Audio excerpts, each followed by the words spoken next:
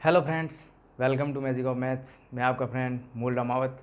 आज का हमारा topic fraction, percentage, simple interest, compound interest, profit, loss और डिस्काउंट, इन सभी टॉपिक के ऊपर है।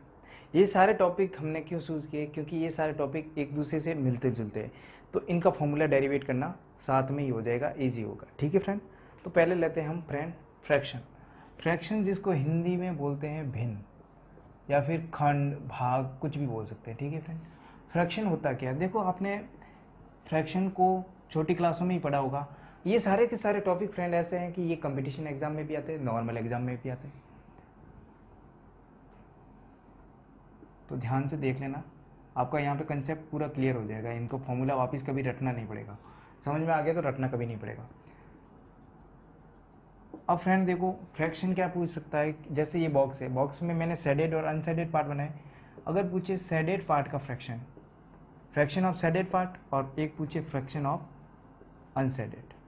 अब देखो, जब भी आपको फ्रैक्शन निकालना हो, दो चीज़ का ध्यान रखना है।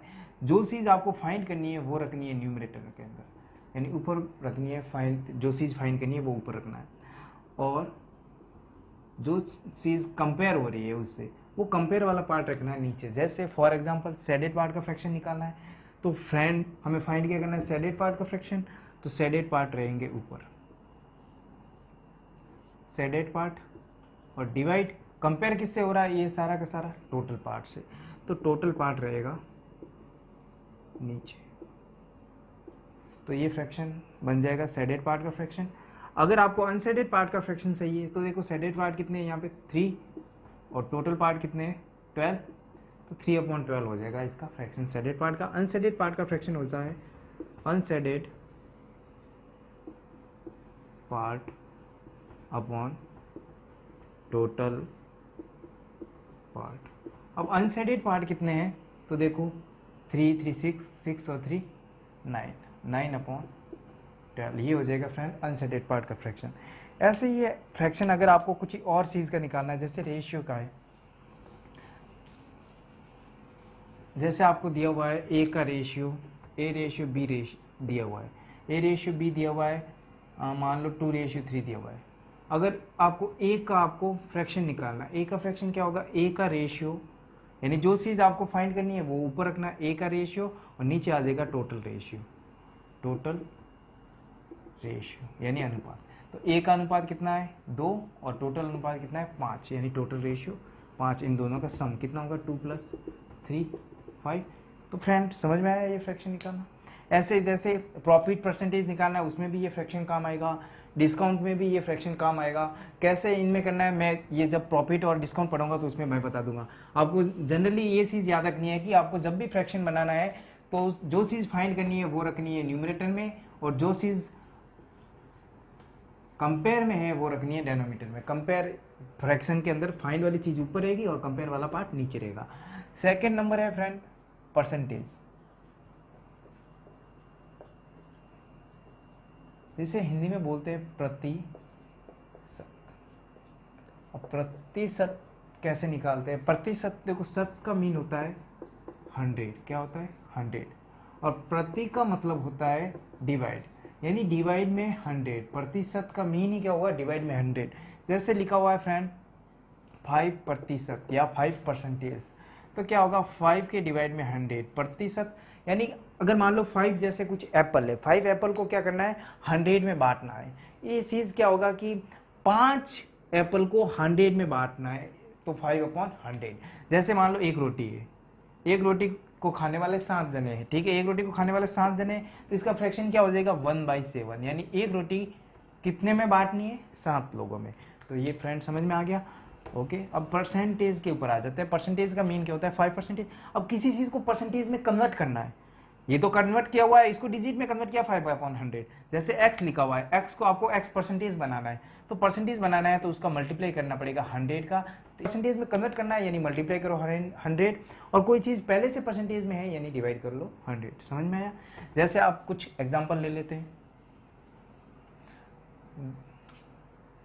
जैसे a के मार्क्स है 70, b के मार्क्स है 80, और टोटल मार्क्स है 90। ठीक है फ्रेंड। अब अगर क्वेश्चन ऐसा आ जाए कि ए का परसेंटेज बताओ, ए के मार्क्स का परसेंटेज। तो ए के मार्क्स का परसेंटेज, अभी मैंने क्या बोला था, आपको कोई भी चीज़ निकालनी है तो जो फ्रैक्शन क्या होगा, फाइंड अपॉन कंपेयर। जो चीज़ फाइंड करनी है वो ऊपर, यानी ए के मार्क्स कहाँ रहेंगे, ऊपर। ए के मार्क्स ऊपर, नीचे क्या रहेगा, कंपेयर किससे होगा, टोटल मार्क्स से। तो टोटल मार्क्स से कंपेयर होगा तभी तो परसेंटेज निकलेगा टोटल मार्क्स से। और मल्टीप्लाई में मैंने क्या कहा, परसेंटेज में कन्वर्ट करना है तो मल्टीप्लाई कर लो 100। फ्रैक्शन ये बन जाएगा ए का मार्क्स अपॉन टोटल मार्क्स, यानी कंपेयर टोटल मार्क्स से हो रहा है। ए का मार्क्स कितना है 70 और टोटल मार्क्स कितने हैं 90, ठीक है, और मल्टीप्लाई हो जाएगा 100, यानी 90 में से इसके 70 मार्क्स आए और 90 में से बी के 80 मार्क्स आए। तो बी का परसेंटेज क्या हो जाएगा, तो बी के मार्क्स कितने 80 और डिवाइड में आ जाएगा 90 मल्टीप्लाई 100। आया समझ में फ्रेंड। अगर अब क्वेश्चन ऐसा ना आए, अब क्वेश्चन थोड़ा घुमा के आ जाए, क्वेश्चन ऐसा आए कि फ्रेंड ये मुझे बताओ कि बी का कितना परसेंट अधिक है ए से, किससे अधिक है, ए से, यानी हमें कंपेयर किससे करना है, ए से। अगर क्वेश्चन ऐसा आया कि अधिक परसेंटेज निकालो, यानी मोर परसेंटेज निकालो, मोर परसेंटेज किसका निकालना है, यानी बी का कितना मोर है, तो पहले तो हम निकालेंगे मोर कितना है या अधिक कितना है, तो b माइनस ए, यानी b के मार्क्स कितने 80 माइनस 70, यानी 10 ज्यादा मार्क्स है b के, तो b ज्यादा मार्क्स का परसेंटेज निकाला, हमें मोर परसेंटेज निकालने हैं। अब देखो फाइंड हमें क्या करना है, मोर परसेंटेज, तो ऊपर क्या आएगा मोर, यानी ज्यादा कितना है, और डिवाइड में अब कंपेयर किससे होगा, देखो फ्रेंड क्वेश्चन क्या था, ए से कितना ज्यादा है, यानी कंपेयर किससे हो रहा है, ए से, तो ए के मार्क्स यहाँ पे नीचे आ जाएंगे, जिससे कंपेयर हो रहा है, ए से कंपेयर हो रहा है, ज्यादा के ए से ही ज्यादा है ना बी के मार्क्स, तो ए का मार्क्स नीचे आ जाएगा और मल्टीप्लाई 100। अब मोर कितना हो रहा था 10 का, और ए के मार्क्स हमारे कितने हैं 70, तो लिख दिया 70 और मल्टीप्लाई हो जाएगा 100। तो फ्रेंड ये हो जाएगा 1000 अपॉन 70 परसेंटेज, ये हो जाएंगे मोर परसेंटेज। अगर आपको बोले लेस परसेंटेज निकालो, तो लेस परसेंटेज किससे लेस होगा, देखो लेस परसेंटेज निकालने तो आप पहले लिखोगे यहाँ पे लेस, लेस किससे, बी माइनस ए, तो कितना है 80 माइनस 70 10। अब बताओ लेस किसका, ए का लेस है, किससे लेस है, बी से, यानी कंपेयर किससे करेंगे, बी की डिजिट से। तो अब लेस परसेंटेज में हमारा क्या फॉर्मूला हो जाएगा, तो देखो फ्रेंड लेस परसेंटेज, तो वो का वो फाइंड हमें करना है, वो ऊपर रखना है, लेस हमें फाइंड करना था लेस परसेंटेज, तो लेस ऊपर आ जाएगा।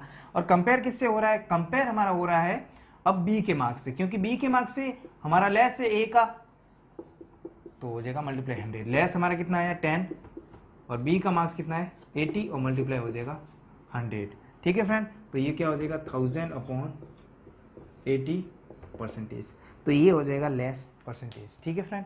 अब आगे हम लेते हैं प्रतिशत के बाद में।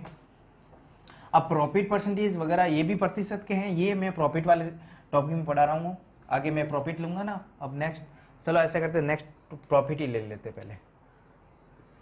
थर्ड प्रॉफिट, प्रॉफिट जिसको हिंदी में बोलते हैं लाभ। अब देखो प्रॉफिट का पहले तो देखो प्रॉफिट का फॉर्मूला क्या होता है।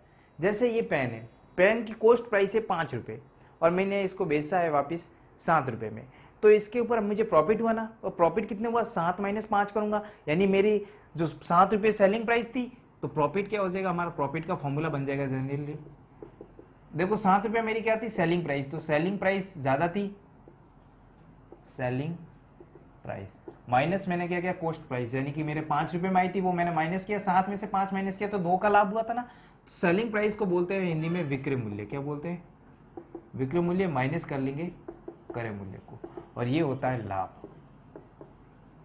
अगर फ्रेंड लाभ परसेंटेज पूछा है तो ये तो हमने लाभ निकाला या फिर प्रॉफिट निकाला, तो प्रॉफिट परसेंटेज क्या होगा, प्रॉफिट परसेंटेज का फॉर्मूला निकालना, तो वो का वो कंसेप्ट पहले फ्रैक्शन कैसे बनाना है, फाइंड अपॉन कंपेयर, फ्रैक्शन बनाना आना चाहिए, और परसेंटेज निकालना है तो मल्टीप्लाई 100 कर लो। फाइंड क्या करना है प्रॉफिट परसेंटेज, तो ऊपर आ जाएगा फ्रेंड प्रॉफिट, और डिवाइड में क्या आ जाएगा कंपेयर किससे होता है। तो ये ध्यान रखना फ्रेंड, प्रॉफिट और लॉस ये दोनों कॉस्ट प्राइस से कंपेयर होते हैं, तो कॉस्ट प्राइस हमेशा नीचे आ जाएगी, कॉस्ट प्राइस हमेशा क्या आएगी नीचे, तो फॉर्मूला और मल्टीप्लाई क्या आ जाएगा 100, तो ये हो जाएगा प्रॉफिट परसेंटेज। हिंदी में इसको बोले तो लाभ अपॉन क्रय मूल्य मल्टीप्लाई 100, ये हो जाएगा प्रॉफिट परसेंटेज। अगर आपको प्रॉफिट नहीं दिया हो तो यहाँ पे ये लिख देंगे selling price SP minus CP upon, तो प्रॉफिट यही होता है SP माइनस CP। तो इस फॉर्मूले को यहाँ पे वेरीफाई कर लो, प्रॉफिट की जगह ये लिख दो, selling price minus cost price लिख दिया मैंने प्रॉफिट की जगह, और डिवाइड में वो ही है कॉस्ट प्राइस और मल्टीप्लाई 100। ठीक है फ्रेंड। और इसमें फ्रेंड क्वेश्चन कैसे बन सकते हैं, जैसे आपको क्या दिया हुआ है, प्रॉफिट परसेंटेज दिया हुआ है, प्रॉफिट मान लो परसेंटेज दिया है 5%, और आपकी कॉस्ट प्राइस दी हुई है मान लो 50 रुपये, तो बोला जाएगा कि सेलिंग प्राइस कितनी होगी। तो आपको सेलिंग प्राइस निकालनी है। तो देखो फ्रेंड, कॉस्ट प्राइस और इधर क्या है, प्रॉफिट परसेंटेज, कॉस्ट प्राइस को इधर लाऊंगा तो प्रॉफिट परसेंटेज की मल्टीप्लाई में आ जाएगा। यानी अगर कभी भी आपको सेलिंग प्राइस डायरेक्टली निकालनी है तो कैसे करेंगे, तो देखो फ्रेंड SP माइनस CP, ये कॉस्ट प्राइस डिवाइड में था, इधर आएगा तो मल्टीप्लाई में, किसके मल्टीप्लाई में हो जाएगा, प्रॉफिट परसेंटेज। तो हो जाएगा प्रॉफिट जितना परसेंटेज है उससे मल्टीप्लाई, और ये 100 डिवाइड में आ जाएगा यहाँ पे। तो ये क्या होगा, SP माइनस CP, और CP है यहाँ पे माइनस का, इधर जाएगा तो प्लस का हो जाएगा। तो CP को इधर लेके गए तो CP प्लस का। चलो अब देखते हैं SP कितनी होती है। तो देखो CP हमारी कितनी है 50, और प्रॉफिट परसेंटेज कितना है 5, और डिवाइड में 100 है ही। ठीक है, 0 से 0 कट, और प्लस CP हमारा कितनी है 50। तो कितना हो जाएगा 5 × 5 25 अपॉन 10 यानी 2.5, और 50 यानी 52.5, ये आ जाएगा हमारा सेलिंग प्राइस। ठीक है फ्रेंड। अब हम निकालते हैं लॉस परसेंटेज या लॉस। पहले प्रॉफिट का हमने देख लिया, नेक्स्ट 4 नंबर है लॉस, जिसे बोलते हैं हानि। अब फ्रेंड लॉस कैसे, जैसे मैंने कहा कि फ्रेंड ये पेन है 5 रुपए का और मैंने बेचा है 3 रुपए में, यानी सेलिंग प्राइस क्या होनी चाहिए, कॉस्ट प्राइस से लेस होनी चाहिए। प्रॉफिट में क्या होता था, प्रॉफिट में बेटा सेलिंग प्राइस में क्या होता था, ज्यादा होती थी सेलिंग प्राइस कॉस्ट प्राइस से, जबकि लॉस में कॉस्ट प्राइस ज्यादा होगी। जैसे 5 रुपए का हमारा पेन था, 3 रुपए में मैं बेच रहा हूं, तो मुझे 2 रुपए का घाटा हुआ ना। तो 2 रुपए की हानि कैसे निकाली, मैंने cost price minus selling price की, तो ज्यादा कौन है कॉस्ट प्राइस, तो लॉस क्या हो जाएगा, या फिर हानि क्या हो जाएगी, CP यानी क्रय मूल्य माइनस सेलिंग प्राइस यानी विक्रय मूल्य, क्रय मूल्य माइनस विक्रय मूल्य, ये हो जाएगा हमारा लॉस। तो लॉस परसेंटेज क्या होगा, तो लॉस परसेंटेज में वो का वो कंसेप्ट, फ्रैक्शन बनाओ पहले। तो फ्रैक्शन बनाने का सिंपल कंसेप्ट है, फाइंड क्या करना है हमें, लॉस परसेंटेज, तो फाइंड वाला पार्ट ऊपर लॉस, कंपेयर क्या करना है, यानी कंपेयर मैंने अभी बताया था कि कॉस्ट प्राइस से ही होगा, लॉस और प्रॉफिट दोनों में मल्टीप्लाई हो जाएगा, परसेंटेज है तो 100।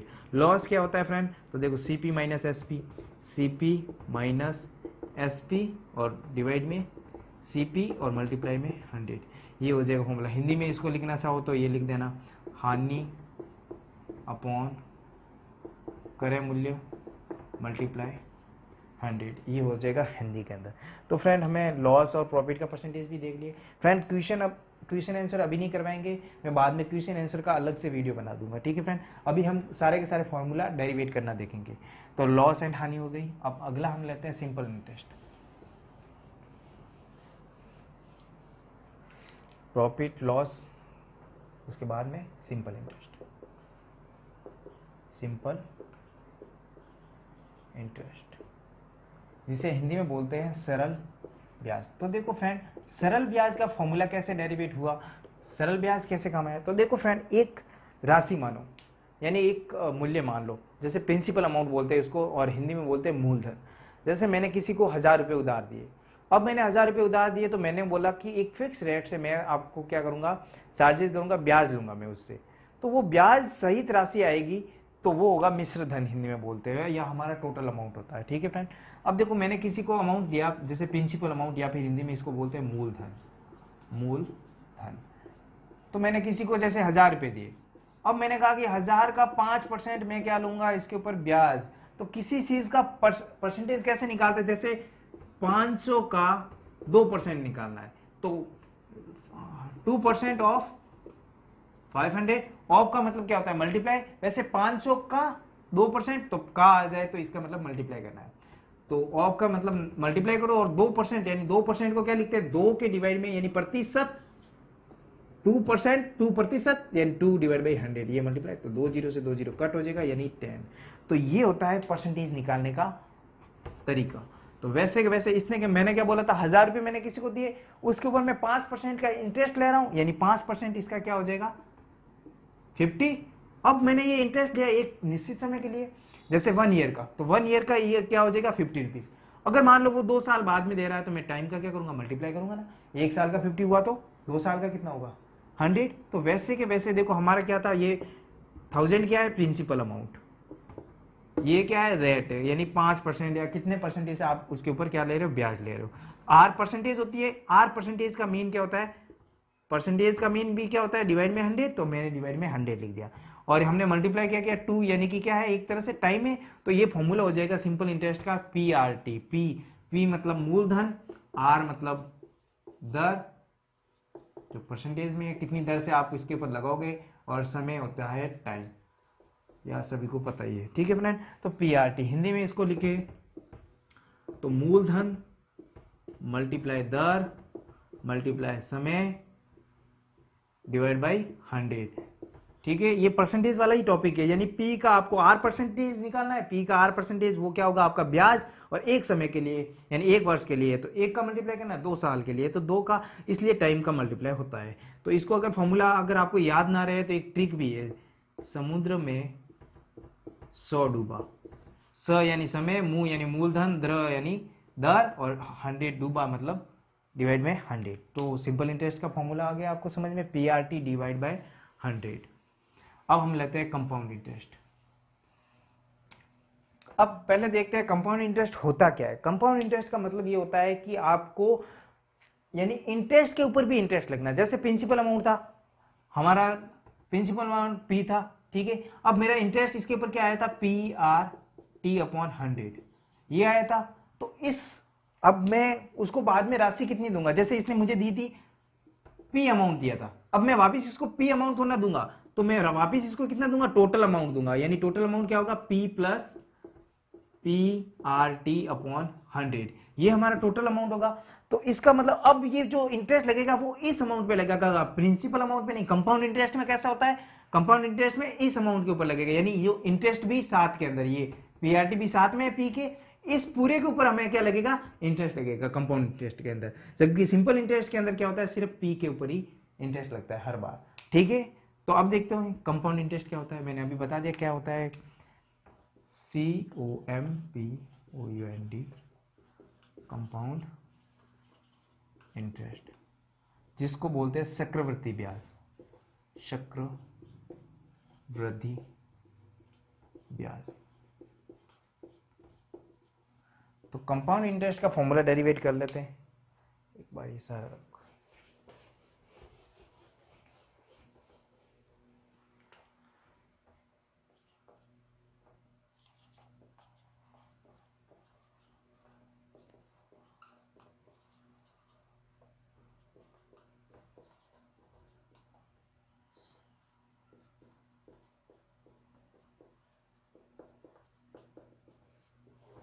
अब चक्रवृद्धि ब्याज क्या होता है, मैंने क्या कहा इंटरेस्ट में भी इंटरेस्ट लगना। देखो फर्स्ट ईयर में क्या होता है सिंपल इंटरेस्ट और कंपाउंड इंटरेस्ट बराबर होते हैं, यानी जितना सिंपल इंटरेस्ट होगा उतना का उतना कंपाउंड इंटरेस्ट होगा, यानी पहले ईयर में।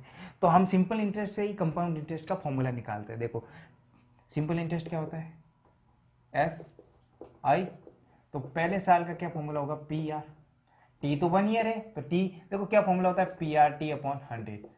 तो चलो हमें कोई पी का पी लिख दिया, आर का आर लिख दिया, और टी कितना है 1 ईयर है, टी इज टू 1, यानी पहले साल का लिख रहे हैं। हमने क्या बोला पहले साल में सिंपल इंटरेस्ट और कंपाउंड इंटरेस्ट बराबर होता है, तो पी आर अपॉन 100 हो गया सिंपल इंटरेस्ट, ठीक है। और कंपाउंड इंटरेस्ट निकालना है ना तो बाद में देखिए, पहले हमें अमाउंट निकालना है टोटल।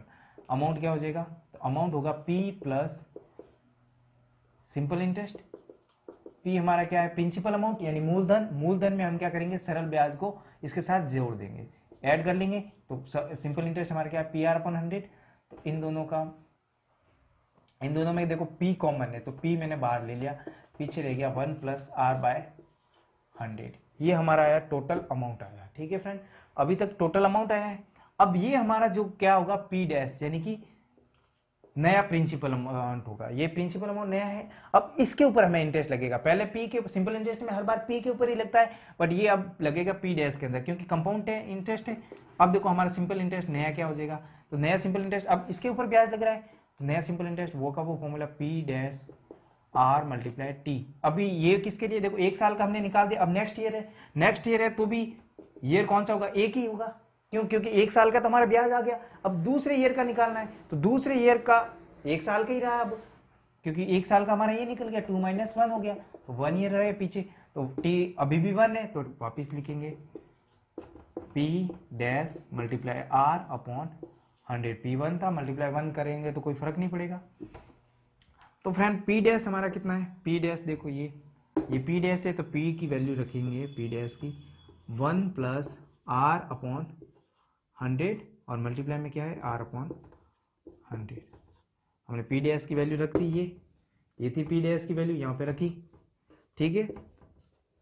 अब ये पी को मैं यहाँ पे ले लेता हूँ, पी मल्टीप्लाई आर और ब्रैकेट में 1 प्लस आर अपॉन 100। ये हमारा दूसरा क्या है, सिंपल इंटरेस्ट। अब हमें क्या चाहिए, ये सिंपल इंटरेस्ट आ गया दूसरे ईयर का, तो हम वापस इसको टोटल अमाउंट लौटाएंगे, वो क्या होगा, इसके अंदर ये सिंपल इंटरेस्ट वापस ऐड करेंगे, पी डैश के अंदर ही करेंगे ना, क्योंकि अब हमारा जो प्रिंसिपल अमाउंट क्या है पी डैश है, और पी डैश प्लस क्या होगा ऐसा ही, ये नया वाला ऐसा ही, तो क्या होगा पी डैश हमारा कितना था पहले, पी 1 प्लस आर अपॉन 100 और प्लस में क्या हो जाएगा सिंपल इंटरेस्ट नया वाला P R 1 plus R upon 100, ये हो जाएगा। अब देखो इसमें भी 1 प्लस आर बाई 100 है, इसमें भी 1 प्लस आर बाई 100 है, तो दोनों के अंदर ये चीज़ कॉमन है, तो मैं ये क्या कर लेता हूँ कॉमन ले लेता हूँ, 1 plus R by 100, 1 plus R by 100 मैंने कॉमन ले लिया, और पीछे क्या रहा, इसमें से देखो 1 प्लस आर बाई 100 बाहर आ गया, तो पीछे रहा पी, ओनली पी, और प्लस में यहाँ पे क्या रहेगा पी आर, तो रह गया पी आर, सॉरी यहाँ पे डिवाइड में 100 था मैंने, P multiply R divide by 100 और 1 प्लस आर, तो पी आर अपॉन 100 रह गया यहाँ पे नीचे, इसमें से 1 प्लस आर बाई 100 बाहर आया तो यहाँ पे रहा पी, इसमें से भी 1 प्लस आर बाई 100 कॉमन था तो पीछे क्या रहा पी आर अपॉन 100, ठीक है फ्रेंड। अब देखो इन दोनों में देखो वापिस पी कॉमन आ रहा है एक, तो पी और कॉमन आ रहा है, तो यहाँ पे पहले क्या था पी मैंने पूरा बाहर ले लिया, यहाँ पे रहा 1 प्लस आर बाई 100 और इधर भी क्या रहा 1 प्लस आर बाई 100, ठीक है फ्रेंड। तो 1 plus R by 100 multiply 1 plus R by 100 क्या होगा, किसी सेम चीज का अगर मल्टीप्लाई होता है तो उसके ऊपर क्या लग जाता है स्क्वायर, तो पी का पी और 1 प्लस आर बाय 100 दो बार था तो इसके ऊपर स्क्वायर लगेगा। तो देखो फ्रेंड जितना टाइम था, देखो पहले हमारा प्रिंसिपल जो अमाउंट क्या आ रहा था total amount P 1 plus R by 100, यानी इसके ऊपर भी क्या लगाओ 1 ईयर का, अगर पावर लगाना चाहे तो लगा सकते हैं 1 ईयर का। अब 2 ईयर का हमने निकाला तो पावर आ रही है 2, 3 ईयर का निकालेंगे तो पावर आ जाएगी 3, ऐसे 4 का निकालेंगे तो आ जाएगा पावर 4। तो ये हमारा क्या है अमाउंट है टोटल, हमें क्या चाहिए कंपाउंड इंटरेस्ट। तो देखो अमाउंट जैसे मैंने प्रिंसिपल अमाउंट लिया था 1000 रुपए, अब मैं क्या कर रहा हूँ 500 रुपये उसके ऊपर ब्याज हुआ, अब मैं लौटा कितना रहा हूँ 1500, तो मेरा ब्याज सहित राशि कितनी है 1500, तो इंटरेस्ट कितना होगा, तो टोटल राशि में से मैं प्रिंसिपल अमाउंट अगर माइनस कर लूं तो मेरा ब्याज आएगा, यानी 1500 माइनस 1000 कितना हो जाएगा 500, तो वो हमारा इंटरेस्ट हो जाएगा। तो ये हमारा क्या है टोटल अमाउंट है, तो मुझे क्या चाहिए था कंपाउंड इंटरेस्ट। तो कंपाउंड इंटरेस्ट क्या हो जाएगा टोटल अमाउंट, जो हमारा टोटल अमाउंट ये ब्याज सहित राशि है, ये इसमें से हमें क्या करना है माइनस कर लेंगे प्रिंसिपल अमाउंट को, तो हमारा टोटल अमाउंट कितना है ये हमारा टोटल अमाउंट है पी 1 प्लस आर बाय 100 का स्क्वायर माइनस पी, ये स्क्वायर की जगह लिख देते हैं हम टी टाइम, यानी कि अगर 2 साल का ही हमने निकाला 3 का निकालेंगे तो क्या हो जाएगा 3 ईयर, और जितना टाइम होगा वो पावर में आ जाएगी। तो ये होता है फ्रेंड कंपाउंड इंटरेस्ट का formula P 1 plus R by 100 की पावर टी माइनस पी, ये होता है कंपाउंड इंटरेस्ट का फॉर्मूला। अगर फ्रेंड ये लिखना हो तो एक बार स्क्रीनशॉट ले लो और लिख लो, ठीक है फ्रेंड, ले लिया। इसके बाद हम लेते हैं इंटरेस्ट हो गया, अब लेते हैं डिस्काउंट, लास्ट टॉपिक है।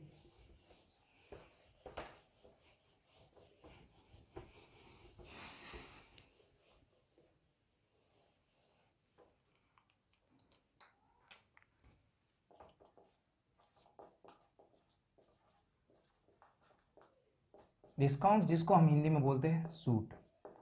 अब ये डिस्काउंट किस पे मिलता है एमआरपी रेट के ऊपर, तो ध्यान रखना हमें, जैसे कि मैंने बोला फ्रैक्शन क्या होता है find upon compare, find upon compare, यानी हमें फाइंड क्या करना है डिस्काउंट फाइंड करना है, तो कंपेयर राशि क्या होगी MRP। यानी हम क्या करते हैं, जब भी देखो दुकान पे जाते हैं तो हम क्या करते हैं, किसी का टैग देते हैं कि MRP कितना है इसके ऊपर, फिर कहते हैं भैया MRP के ऊपर हमें क्या करो, थोड़ा डिस्काउंट दे दो। तो डिस्काउंट हमेशा MRP से कंपेयर होता है, ठीक है फ्रेंड। तो हम डिस्काउंट कैसे निकालेंगे, तो देखो डिस्काउंट का फॉर्मूला बन जाएगा जनरली।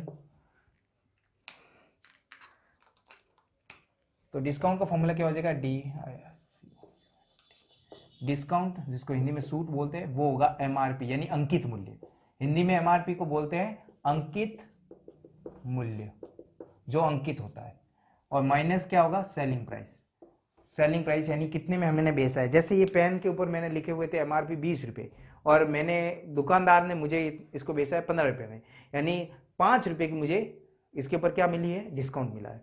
तो 5 रुपये का डिस्काउंट कैसे मिला, सेलिंग प्राइस को माइनस किया, जो मुझे बेचा 15 में था और MRP थी 20 की, यानी मुझे डिस्काउंट कितना 5 का मिला। तो डिस्काउंट क्या हो जाएगा, MRP माइनस सेलिंग प्राइस।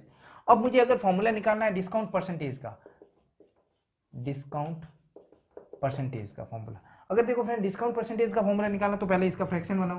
तो फाइंड में क्या करना है, डिस्काउंट, तो देखो डिस्काउंट ऊपर आ जाएगा, और कंपेयर किससे करना है, MRP से। MRP से पे ही तो हमें डिस्काउंट मिलता है, तो डिवाइड में क्या आ जाएगा MRP, और परसेंटेज निकालना है तो मल्टीप्लाई क्या हो जाएगा 100। तो फ्रेंड और कभी भी आपको अगर किसी चीज का अगर परसेंटेज निकालना है तो उसका फ्रैक्शन बनाना आना चाहिए। तो फाइंड अपॉन कंपेयर होता है, ठीक है। अब जैसे आपको अगर क्वेश्चन आ जाए MRP दी हुई हो, MRP दी हुई हो मान लो X, और डिस्काउंट आपको दिया हो परसेंटेज के अंदर जैसे 5% दिया हुआ हो, तो आप डिस्काउंट कैसे निकालोगे, MRP दी हुई हो तो MRP का परसेंटेज निकालते हैं। MRP क्या होगा, यानी MRP multiply discount percentage, discount percentage कैसे, तो देखो फ्रेंड ये MRP डिवाइड में थी, इधर आया तो डिस्काउंट परसेंटेज के मल्टीप्लाई में हो जाएगा, और ये 100 क्या आ जाएगा, परसेंटेज के हिसाब से डिवाइड में 100 आ जाएगा, ठीक है फ्रेंड। तो ये आ जाएगा हमारा डिस्काउंट, वो का वो सेम का सेम हमने ये किया है 1 2 3, एक ही फॉर्मूला के अंदर हम सारा का सारा सॉल्व कर रहे हैं। तो डिस्काउंट हमारा क्या आ जाएगा, तो देखो discount is equal to MRP हमारी कितनी है X, और डिस्काउंट परसेंटेज कितना है 5 डिवाइड बाई 100, तो 5x अपॉन 100 हो जाएगा हमारा डिस्काउंट। तो हमें ये मिलेगी कितने में, सेलिंग प्राइस क्या हो जाएगी, तो सेलिंग प्राइस हो जाएगी MRP माइनस डिस्काउंट, यानी आपको जो अंकित मूल्य होगा उसमें से डिस्काउंट माइनस कर लेना है, वो आपको पैसे देने हैं दुकानदार को, तो x minus 5x divide by 100, तो कितना हो जाएगा 95x डिवाइड बाई 100। तो ये मूल्य आपको क्या करना है, दुकानदार को देना है। तो कैसे MRP से करते हैं, तो समझ में आ गया। अगर फ्रेंड वीडियो अगर आपको पसंद आया हो तो लाइक करो, कमेंट और सब्सक्राइब करो, और दोस्तों के साथ शेयर करना ना भूले, ठीक है फ्रेंड, धन्यवाद।